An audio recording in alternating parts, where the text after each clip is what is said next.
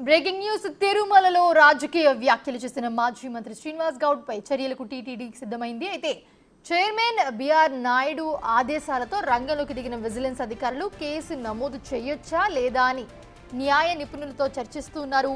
ఏ సెక్షన్ల కింద కేసు పెట్టొచ్చు, పెడితే ఏ కోర్టులో అసలు కోర్టులో నిలబడుతుందా లేదా ఈ కేసు అనే అంశాలపై ఆరా తీశారు. మొదటి తప్పుగా శ్రీనివాస్ గౌడ్కు నోటీసులు ఇవ్వడం, కొన్నాళ్లు తిరుమలకు రాకుండా చేసే అంశాలను పరిశీలిస్తున్నారు. మరోవైపు విద్వేషాలు రెచ్చగొట్టేందుకే శ్రీనివాస్ గౌడ్ రాజకీయ వ్యాఖ్యలు చేశారని టీటీడీ పాలక మండలి సభ్యులు అంటూ ఉన్నారు. ఆయన వ్యాఖ్యలపై ఈ నెల 24న జరిగే పాలక మండలి సమావేశంలో చర్చించబోతున్నారు. ఆయనపై కేసు నమోదు చేయాలా లేక నోటీసులు ఇవ్వాలా అనే దానిపై పాలక మండలి నిర్ణయం తీసుకునే అవకాశం ఉంది. రాజకీయ వ్యాఖ్యలపై శ్రీనివాస్ గౌడ్ క్షమాపణ చెప్పాలని కూడా టీటీడీ పాలక మండలి సభ్యులు డిమాండ్ చేస్తున్నారు.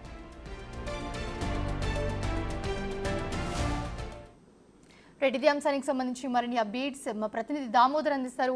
దామోదర్, చూస్తూ ఉన్నాము తిరుమలలో రాజకీయ వ్యాఖ్యలు చేసిన మాజీ మంత్రి ఎవరైతే ఉన్నారో శ్రీనివాస్ గౌడ్, ఆయనపై చర్యలకైతే టీటీడీ సిద్ధమైంది. సో కేసు పెడతారా, ఒకవేళ పెడితే నిలుస్తుందా నిలవదా, ఏం చేయబోతున్నారు? మోనిషా, 2 రోజుల క్రితం టీటీడీ తిరుమల శ్రీవారి దర్శనానికి వచ్చిన తెలంగాణ మాజీ మంత్రి శ్రీనివాస్ గౌడ్ వివాదాస్పద వ్యాఖ్యలు చేశాడు. ముఖ్యంగా ఏదైతే తిరుమల శ్రీవారి దర్శనానికి వస్తున్న తెలంగాణ వాసులకు ఇక్కడ సరైన ప్రాధాన్యత ఇవ్వలేదు అంటూ వ్యాఖ్యానించిన నేపథ్యం, ఇదే సమయంలోనే తెలంగాణకు సంబంధించిన వ్యక్తులు బోర్డు మెంబర్లుగా ఉన్న ఏమి ప్రయోజనం అంటూ వ్యాఖ్యానించిన నేపథ్యంలో ఈ విషయం మీద టీటీడీ చైర్మన్తో పాటు టీటీడీ పాలక మండలి సభ్యులు సీరియస్గా స్పందించారు.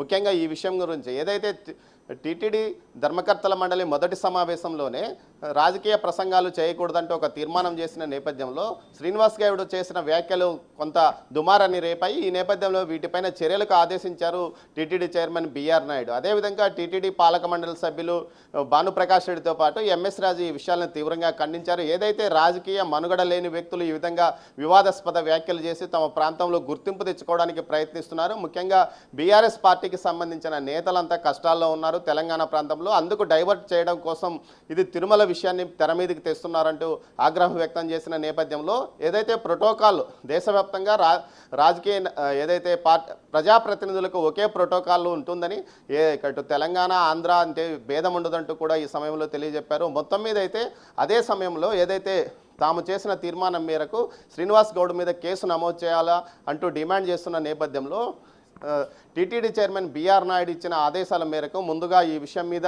ఇటు టీటీడీ విజిలెన్స్ అధికారులు అదేవిధంగా ఉన్నతాధికారులు న్యాయ నిపుణులతో చర్చించారు. గతంలో ఇలాంటి వ్యాఖ్యలు చేస్తే ఎలాంటి కేసులు నమోదు చేయలేదు. ఈ పరిస్థితుల్లో టీటీడీ తీర్మానాన్ని వ్యతిరేకంగా మాట్లాడిన వ్యక్తులపైన ఎలాంటి కేసులు నమోదు చేయవచ్చు అన్న విషయం మీద న్యాయ నిపుణులతో చర్చించారు. దీనికి సంబంధించి వారు ఇచ్చిన సమాచారం మేరకు నోటీసులు ఇస్తారా లేకపోతే కేసు నమోదు చేస్తారా అన్న విషయం మీద కూడా వేచి చూడాల్సి ఉంటుంది. ఖచ్చితంగా అయితే అతని మీద చర్య తీసుకునే అవకాశం ఉందని టీటీడీతో పాటు టీటీడీ ఉన్నతాధికారులు కూడా చెప్తున్న నేపథ్యం. మరోవైపు ఏదైతే ఇది సున్నితమైన సమస్యగా మారే అవకాశం ఉంది. ముఖ్యంగా దీని ద్వారా రాజకీయ ప్రయోజనం పొందడానికే బీఆర్ఎస్ ప్రయత్నిస్తున్న నేపథ్యం. ఇప్పటికే ఏదైతే తెలంగాణ ప్రజాప్రతినిధులకు సంబంధించిన సిఫార్సు లెటర్ల విషయంలో తెలంగాణ సీఎం రేవంత్ రెడ్డి, ఆంధ్రప్రదేశ్ సీఎం చంద్రబాబు నాయుడుతో పాటు టీటీడీ ఉన్నతాధికారులతోనూ అదేవిధంగా ముఖ్యంగా టీటీడీ చైర్మన్ బిఆర్ నాయుడు తనను కలిసిన సమయంలోనూ ప్రస్తావించినట్టు తెలుస్తుంది. ఇందుకు టీటీడీతో పాటు ఏపీ ప్రభుత్వం సుముఖంగా ఉన్న సమయంలో ఇలాంటి అంశాన్ని తెర మీదకి తెచ్చి ఉన్న విషయాన్ని కాస్త రాద్ధాంతం చేయడానికి శ్రీనివాస్ గౌడ్తో పాటు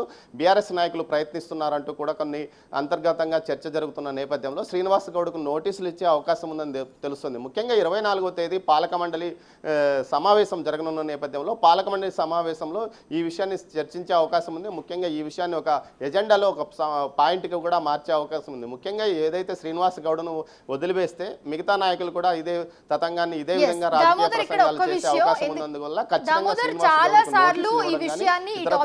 ఏదైతే అతని ద్వారా క్షమాపణ అడగడమో లేకపోతే అతనికి జరిమానా లాంటిది విధించడం లాంటి వ్యవహారం కూడా చేయొచ్చు. అంతేకాకుండా అవసరమైతే కేసు కూడా నమోదు చేసే అవకాశం ఉందని కూడా తెలుస్తుంది. అయితే ఇక్కడ కేసు నమోదు చేస్తే దాన్ని సాకుగా చూపించి తెలంగాణ ప్రాంతంలో కొంత లబ్ధి పొందడానికి కూడా ఇటు శ్రీనివాస్ గౌడ్తో పాటు బీఆర్ఎస్ పార్టీ ప్రయత్నించే అవకాశాలు ఉన్నాయని కూడా భావిస్తున్నారు. ఈ నేపథ్యంలో ఇది సున్నితమైన సమస్య కావడంతో చాలా జాగ్రత్తగా ట్యాకిల్ చేయాలన్నట్టు టీటీడీ ఉన్నతాధికారులతో భావిస్తున్న నేపథ్యంలో చైర్మన్ బిఆర్ నాయుడు ఆదేశాల మేరకు వారు 24వ తేదీలోపుగా ఆయనకు ఒక నివేదిక నివేదిక ఇచ్చే అవకాశం ఉంది. ఎలాంటి కేసు నమోదు చేసేది, ముందుగా నోటీసులు ఇస్తారా, కేసు నమోదు చేసిన తర్వాత పార్టీ 1C నోటీసులు ఇచ్చే అవకాశం ఉందా అన్న విషయం మీద కూడా ఆలోచిస్తున్నారు. మొత్తం మీద అయితే శ్రీనివాస్ గౌడ్ను వదిలే ప్రసక్తి లేదని టీటీడీ ఉన్నతాధికారులతో పాటు టీటీడీ పాలక మండలి సభ్యులకు మాత్రం చెప్తున్న పరిస్థితుల్లో శ్రీనివాస్ గౌడ్ వ్యాఖ్యల వల్ల అసలు ఎవరికి ప్రయోజనం అన్న విషయాన్ని కూడా ఆలోచిస్తున్నారు. మొత్తం మీద శ్రీనివాస్ గౌడ్ కావాలని ఈ విషయాన్ని వివాదాస్పదం చేయడానికే తిరుమల శ్రీవారి దర్శనం తర్వాత మీడియాతో మాట్లాడుతూ ఈ విధమైన వివాదాస్పదమైన వ్యాఖ్యలు చేశారని చెప్తున్నారు. అంతేకాకుండా అదే సమయంలో